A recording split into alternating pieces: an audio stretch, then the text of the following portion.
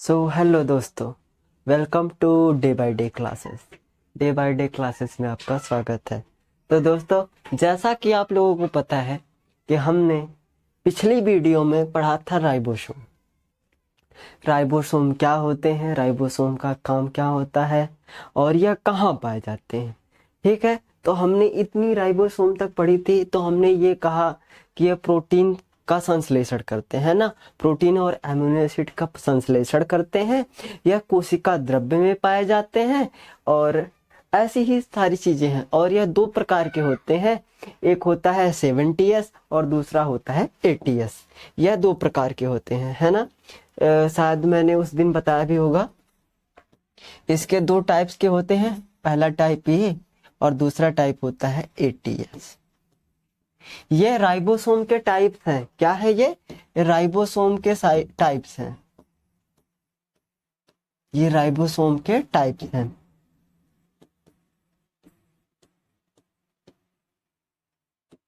ठीक है, फिर इसके बाद हमारा जो आता है अगला वाला टॉपिक, और इस चैप्टर का सबसे लास्ट जो आज हम पढ़ने वाले हैं वह है क्या, सेल डिवीजन। क्या, कोशिका विभाजन। और यह भी एक इम्पोर्टेंट टॉपिक है। क्या है, इम्पोर्टेंट है। ठीक है, सेल डिवीजन क्या जानते हैं। डिवीजन का मतलब से यही पता चल रहा है कि डिवीजन का मतलब बंटना, है ना। सेल डिवीजन यानी कि सेल का बंटना। अगर हम इसकी भाषा में कहें तो एक कोशिका दो या दो से अधिक कोशिकाओं में जब टूट जाती है तब उसे कोशिका विभाजन या सेल डिवीजन कहते हैं। जब एक कोशिका दो या दो से अधिक कोशिकाओं में टूट जाती है, ठीक है, विभाजित हो जाती है, तो उसे सेल डिवीजन कहते हैं, है ना। इसकी एक पूरी साइकिल होती है और यह साइकिल आपको आगे वाले क्लासेस में पढ़नी होगी, जैसे हाई स्कूल या 11th 12th में मिल सकती है ना। उसके पहले हमें केवल थोड़ा सा इसके बारे में जानना है कि आखिर सेल डिवीजन होता क्या है। तो यह एक जैविक प्रक्रिया है ना। सेल डिवीजन एक जैविक प्रक्रिया है। जैविक प्रक्रिया मतलब कि इसमें किसी इंसान का हाथ नहीं होता, यह जैविक है, बायोलॉजिकल है ना। फिर उसके बाद यह एक कोशिका विभाजित होकर दो या दो से अधिक कोशिका उत्पन्न करती हैं, उसे कोशिका विभाजन सेल डिवीजन कहते हैं। कोशिका विभाजन वस्तुतः कोशिका चक्र सेल साइकिल का एक चरण है ना। सेल बनती हैं, बॉडी में सेल बनती हैं, सेल होती हैं, तो वह कोशिका चरण सेल साइकिल्स में आती हैं, है ना। सेल साइकिल के थ्रू ही बनती हैं। इसमें होता क्या है कि एक होती है मदर कोशिका, ठीक है, यह एक मदर कोशिका है और इसका हमने ये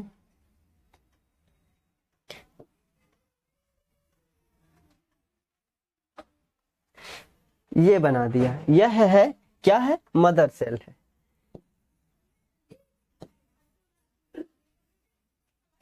मदर सेल है और यह डिवाइड हो जाएगी दो सेल में, और यहाँ पर एक सेल बन जाएगी ऐसे,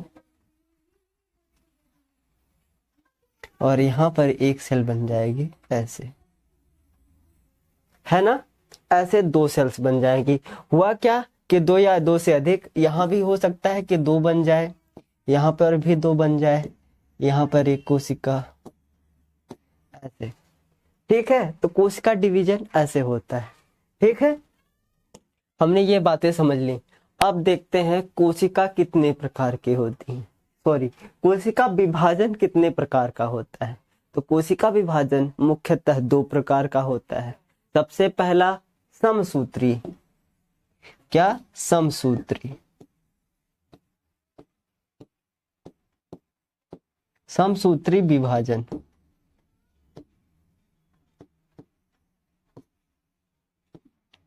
और दूसरा होता है अर्धसूत्री विभाजन,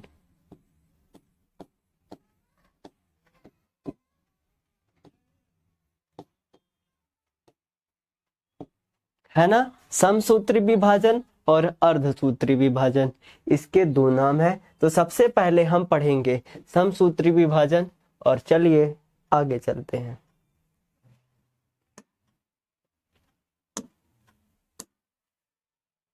यहाँ पर देखते हैं समसूत्री विभाजन। समसूत्री विभाजन के द्वारा एकमात्र कोशिका से दो समान संतति कोशिकाओं का निर्माण होता है। समसूत्री विभाजन के परिणाम स्वरूप निर्मित सभी संतति कोशिकाओं के गुणसूत्रों की संख्या समान रहती है। समसूत्री विभाजन के परिणाम स्वरूप संतति कोशिकाओं के गुण मात्र कोशिकाओं के समान होते हैं। ये एक कोशिका है ना, इसमें गुणसूत्र है। ये जो संरचना है ये गुणसूत्र है।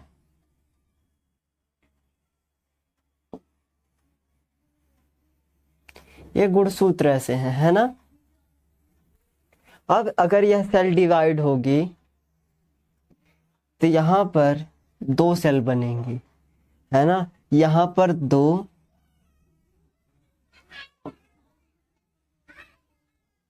और यहां पर भी दो,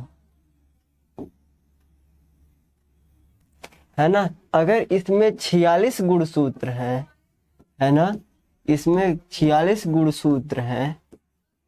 यह मदर सेल है। क्या है? मदर सेल है।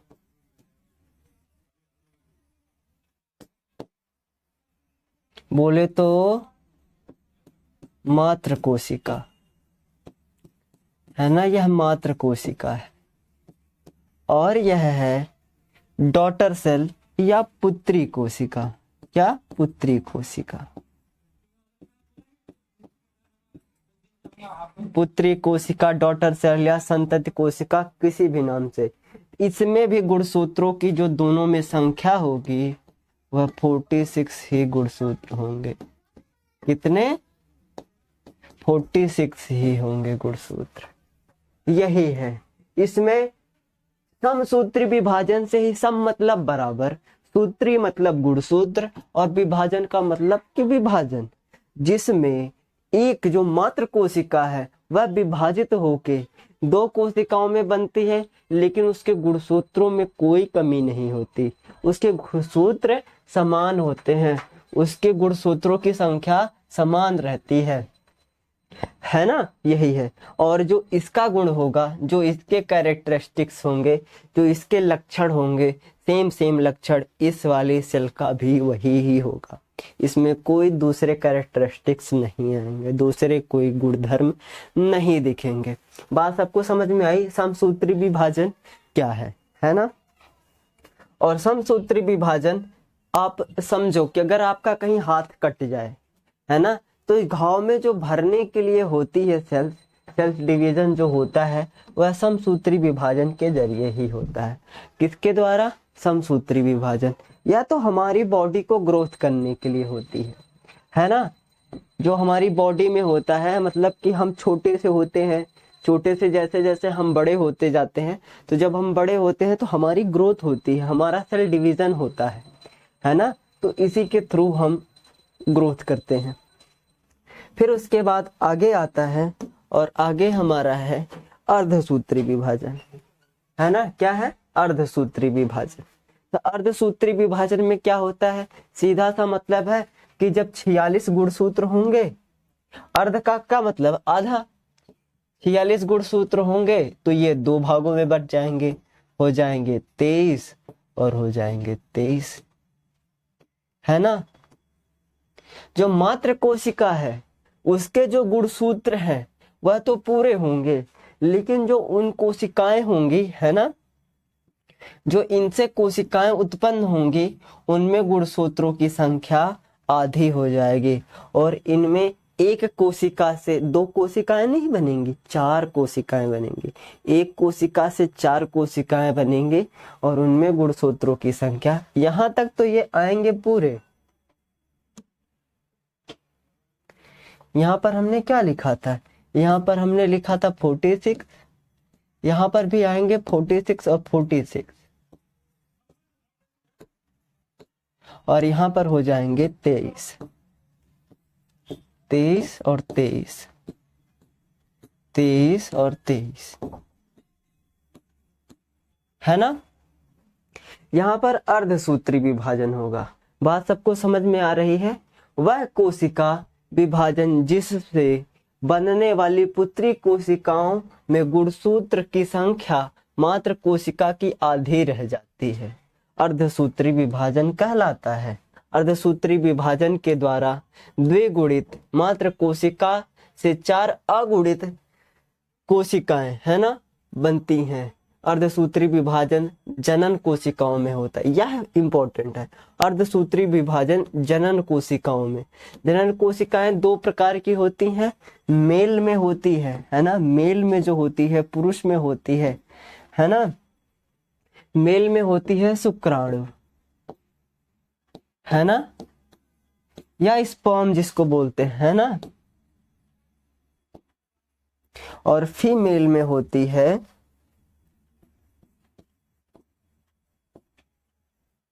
महिला में जो होती है वह होती है अंडाणु,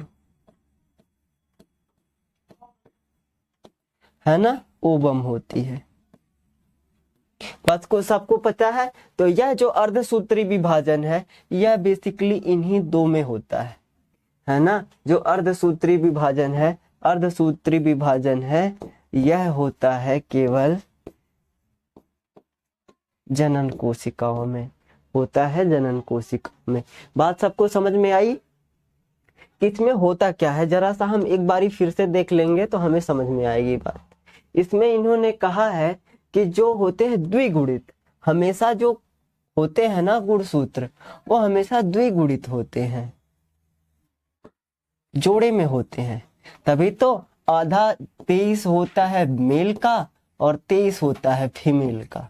एक सेल्स बनाने में दोनों का यूज होता है, तो यह होती हैं। लेकिन पहली जब यह होता है ना अर्धसूत्री विभाजन पहला होता है, यह पहला अर्धसूत्री विभाजन है। यहाँ पर 4 कोशिकाएं ऐसी होंगी ना, 4 कोशिकाएं होंगी तो 2 यहाँ आ जाएंगी और 2 यहाँ चली जाएंगी, आधे आधे बट गए। फिर यहाँ से फिर आधा हो जाएगा और यहाँ पर बचेगा केवल एक गुणसूत्र, यहाँ पर बचेगा केवल एक गुणसूत्र, और यहाँ से भी वही कंडीशन होगी, यहाँ पे भी एक गुणसूत्र बचेगा और यहाँ पर भी एक ही गुणसूत्र बचेगा।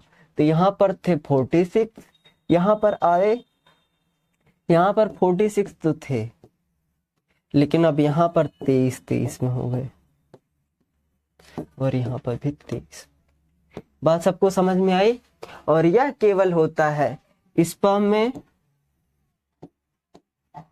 और ओवम सेल में, शुक्राणु कोशिका और अंडाणु कोशिका में। बात सबको समझ में आई? बहुत सिंपल है, कुछ भी नहीं है। हमने पढ़ लिया, हमने क्या पढ़ लिया? विभाजन, कोशिका विभाजन हमने पढ़ा। कोशिका विभाजन वह होता है जिसमें जो एक सेल से 2 सेल या 2 से अधिक सेल विभाजित होकर बनके तैयार हो जाती है। और कोशिका विभाजन 2 प्रकार का होता है, पहला समसूत्री विभाजन, दूसरा अर्धसूत्री विभाजन। समसूत्री विभाजन में जो मात्र सेल के गुणसूत्र होते हैं और जो डॉटर सेल में गुणसूत्र होते हैं, दोनों की संख्या समान होती है। लेकिन अर्धसूत्री विभाजन में जो मदर सेल्स होती है, जो मात्र कोशिका होती है, उसमें गुणसूत्र द्विगुणित होते हैं, 46 गुणसूत्र होते हैं। लेकिन जो उनकी डॉटर सेल्स होती है उसमें गुणसूत्रों की संख्या आधी रह जाती है। बात सबको समझ में आई? इसके आगे हम बढ़ते हैं और इसके आगे हमें पढ़ने को मिलेगा, इसके आगे हमें पढ़ना है कि पादप कोशिका और जंतु कोशिका में अंतर। पादप कोशिका क्या होती है और जंतु कोशिका क्या होती है, यहाँ पर देखते हैं। यह है हमारी पादप कोशिका। क्या है? यह हमारी है पादप कोशिका।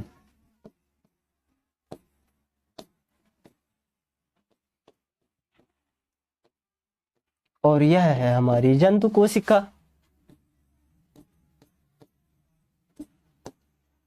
है ना। बात सबको समझ में आई? वेरी सिंपल है। पादप कोशिका में हमने पढ़ा था कि सेल वॉल होती है, कोशिका भित्ति होती है ना। क्या होती है? कोशिका भित्ति होती है। लेकिन जो जंतु सेल है इसमें कोशिका भित्ति नहीं पाई जाती, इसमें केवल कोशिका झिल्ली पाई जाती है। क्या पाई जाती है?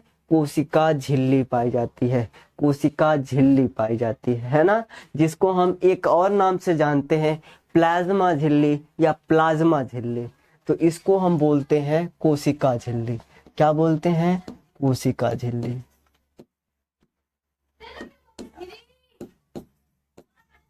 है ना। इसे बोलते हैं हम अंग्रेजी में सेल मेम्ब्रेन, है ना, इसे हम सेल मेम्ब्रेन बोलते हैं।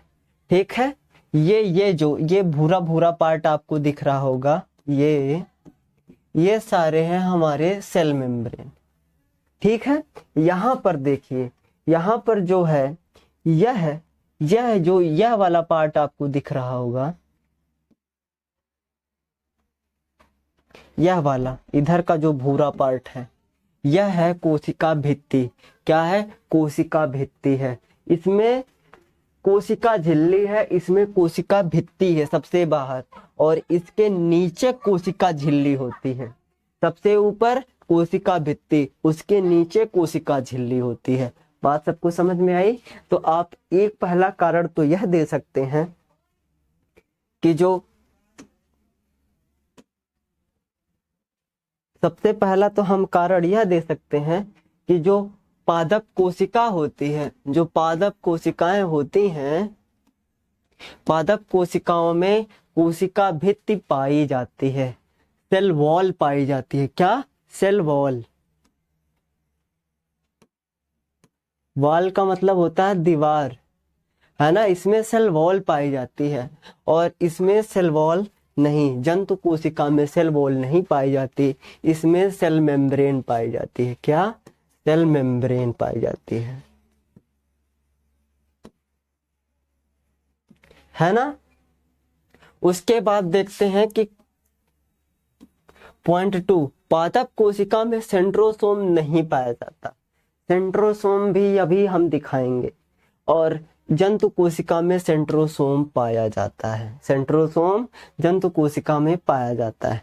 फिर उसके बाद हम देखते हैं कि पादप कोशिका में, हमने पादप कोशिका में पढ़ा था कि 3 लवक पाए जाते हैं, है ना। प्लास्टिड 3 लवक पाए जाते हैं। एक होता है अवर्णी लवक, है ना,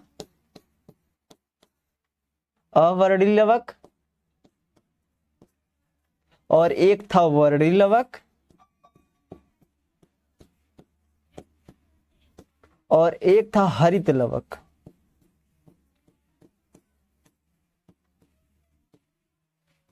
तो प्लांट सेल में तीनों लवक पाए जाते हैं। इसका काम होता है सूर्य की उपस्थिति में कार्बन डाइऑक्साइड और जल का उपयोग करके भोजन बनाना। इसका भी वही काम होता है। वर्णी लवक होते हैं लाल तथा भूरे कलर के, पेड़ की जड़ों में पाए जाते हैं, पेड़ की तनों में पाए जाते हैं। और अवर्णी लवक पेड़ की जड़ों, जो जमीन के अंदर धंसी होती है, और इनका कलर सफेद होता है। हमने अभी इसकी पिछली ही वीडियो में पढ़ा था, वर्णी, अवर्णी और हरित लवक। तो यह पौधों में पाए जाते हैं, लवक पौधों में पाए जाते हैं। याद रहेगा सबको, लवक पौधों में पाए जाते हैं, हरित लवक पौधों में पाया जाता है ना। लेकिन जंतु कोशिका में, आदमी की कोशिका में, घोड़े की, हाथी की, इन सब की कोशिकाओं में हरित लवक नहीं पाया जाता।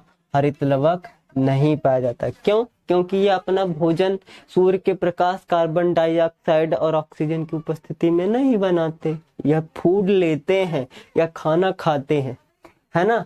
तो स्पष्ट हुई बात। फिर उसके बाद हम चौथा चलते हैं। चौथा हमारा है पादप कोशिका में केंद्रक परिधि की ओर होता है। परिधि मतलब जानते हो, एक हमने गोला खींचा, है ना। कोशिका का यह सेंटर है, यह गोले का सेंटर रहेगा, है ना, यह केंद्र है, लेकिन यह होती है परिधि। यह जो गोला ही होता है वही इसकी परिधि होती है ना। तो ये जो बोल रहा है कि पादप कोशिका का जो केंद्रक होता है वह परिधि के आसपास होता है। कहीं इधर होगा, नहीं तो इधर हो सकता है ना। वह सेंटर में नहीं होगा। लेकिन जंतु कोशिका का जो केंद्रक होता है वह कोशिका के बिल्कुल सेंटर में होता है, कोशिका के सेंटर में, वो परिधि की तरफ नहीं पाया जाता, परिधि की तरफ नहीं होता, है ना। फिर उसके बाद इसमें रिक्तिका, रिक्तिका हमने पढ़ा था ना, रसधानियां, हमने नाम सुना था ना, रसधानियां, यह नाम तो हमने सुना ही था। रसधानियां प्लांट सेल में अधिक बड़ी पाई जाती हैं, बड़ी, ज्यादा आकार उनका बड़ा होता है, लेकिन जंतु सेल में इनका आकार छोटा होता है, बहुत छोटे छोटे होते हैं, है ना। लेकिन छोटे होने के साथ ज्यादा मात्रा में पाई जाती हैं, और इसमें एक ही होगी लेकिन वो बहुत बड़ी होगी, है ना, रसधानियां। जिसमें होता क्या है कि इसमें प्रोटीन, कार्बोहाइड्रेट, वसा, तेल, ये सारी चीजें आके एकत्र होती हैं। रसधानियों का इतना ही काम है ना। तो आप लोगों को यह भी समझ में आया, ठीक है। तो बस इतना ही था इस चैप्टर में। हम इस बार एक बार इधर भी चलते हैं और हम इधर देख भी लेते हैं, है ना, कि कहाँ पे इस वाली सेल में क्या क्या है। सबसे पहले हमने सेल वाल, कोशिका भित्ति समझे कि सेल मेम्ब्रेन और सेल वाल, कोशिका भित्ति, कोशिका झिल्ली। तो कोशिका भित्ति होती है पादप कोशिका में, कोशिका भित्ति होती है पादप कोशिका में, और जंतु कोशिका में कोशिका भित्ति नहीं होती। दूसरा हमने पॉइंट क्या लिया था, दूसरा कि सेल जो इसका केंद्रक होता है, पादप कोशिका का जो केंद्रक होता है वह परिधि की ओर पाया जाता है, वह परिधि की ओर पाया जाता है। यहाँ पर देखो, अगर इस कोशिका का हम सेंटर लें तो कहीं यहाँ पे आएगा, है ना, लेकिन यहाँ पर नहीं है, वह थोड़ा सा हटके है, केंद्र से बीच से हटके परिधि की तरफ है। लेकिन जंतु कोशिका में बिल्कुल सेंटर में है, ये कहीं गोला है, गोले के सेंटर में है ना। बात सबको समझ में आई। फिर उसके बाद हरित लवक की बात आई। आप देखो यहाँ पर गाल्जी उपकरण है, चिकनी अंतःप्रद्रव्य जालिका, केंद्रीय जालिका, फिर केंद्रक, फिर कोशिका द्रव्य, खुरदुरी अंतःप्रद्रव्य जालिका, माइटोकॉन्ड्रिया, राइबोसोम, लाइसोसोम, तारक काय और प्लाज्मा झिल्ली। आपको कहीं दिखा कि हरित लवक है? हरित लवक दिखा? लवक, हरित लवक नहीं दिखा तो हरित लवक जंतु कोशिका में नहीं होता, जंतु कोशिका में हरित लवक नहीं पाया जाता। लेकिन पादप कोशिका में हरित लवक, थैलेक्वाइड प्रदर्शित करते हुए हरित लवक यहाँ पर है, हरित लवक है, क्लोरोप्लास्ट है ना, ठीक है। तो हम यह कह सकते हैं कि जो लवक होते हैं वह प्लांट पादप सेल में पाए जाते हैं, ठीक है। फिर उसके बाद हमारा जो सबसे इंपॉर्टेंट आएगा रसधानियां। क्या? रसधानियां। हम देखते हैं, यही है रसधानियां। और आप यहां से देख के ही बता दोगे कि सेल का आधा से ज्यादा हिस्सा तो यही ले रखा है ना। तो इसमें कोई अस्पष्ट अब है कोई दिक्कत? जो रिक्तिका हमने नाम लिया था, रिक्तिका, रिक्तिका तो हम कहते हैं रसधानियों को, और इसमें सबसे बड़ी मात्रा में रसधानियां ही पाई जाती हैं, रिक्तिकाएं। और यहाँ पर रिक्तिका कहीं देख के बताओ आप, आपको ये सेल दिख रही है ना, देख के बताओ कहीं रिक्तिका है दिख रही? यहाँ पर देखो है, यहाँ पर देखो है ना। ऐसी रिक्तिकाएं हैं वहां पे, छोटी छोटी हैं, बिल्कुल ना के बराबर है ना। तो बस हमें 5 ही अंतर था, तो जिनमें से हमने सेल मेम्ब्रेन, सेल वॉल का, और यहाँ पर देखो तारक काय है ना, सेंट्रियोसोल का हमने नाम लिया था। इस जंतु कोशिका में तारक काय, तारक केंद्र या तारक काय, या फिर इसको हम सेंट्रियोसोल बोलते हैं। यह देखो उसकी संरचना कुछ ऐसे होती है ना। जब हम इसका ये वाला पोर्शन लेंगे तो इसमें से ऐसे ऐसी संरचनाएं जैसे उसकी तरह होती हैं, तारे की तरह होती हैं। यह कुछ अच्छा नहीं है लेकिन उसमें अच्छा सा दिखेगा, तो ऐसे लगता है कि वह जैसे तारे जैसी संरचना बन रही है ना। तो ये तारक काय होता है। सबको बात समझ में आई? ठीक है। तो वह तारक काय केवल होता है जंतु कोशिका में, है ना, तारक काय या तारक केंद्र। और यह केंद्रक के पास में ही होता है, किसके? केंद्रक के पास में। लेकिन यहाँ पर कोई तारक काय नहीं होता, कोई तारक काय नहीं होता, है ना।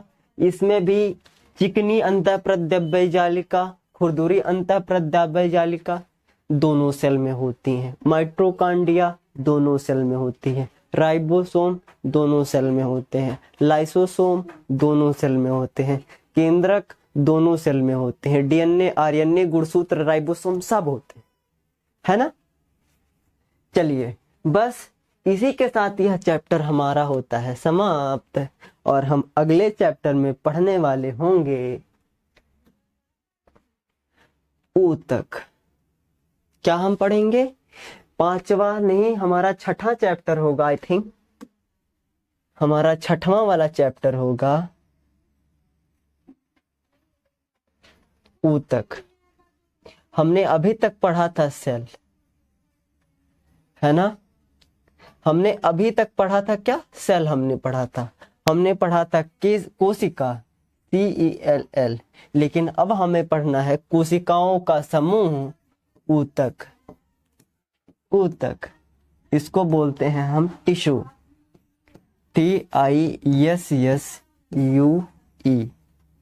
है ना। टिश्यू का मतलब टिश्यू पेपर से नहीं है बाबू, याद रखना। यहाँ टिश्यू का मतलब ऊतक, कोशिकाओं का समूह, है ना। तो कल ये चैप्टर हमारा स्टार्ट होगा, और अगर इस चैप्टर को देखना है तो चैनल को सब्सक्राइब करो, सीधी सी बात है। सब्सक्राइब करो, बेल आइकन दबाओ, तभी तो आगे नोटिफिकेशन पाओ, है ना। तो सब्सक्राइब कर लो, और करना है क्या, हम मिलेंगे कल। तब तक के लिए देखते रहिए day by day classes. Bye bye.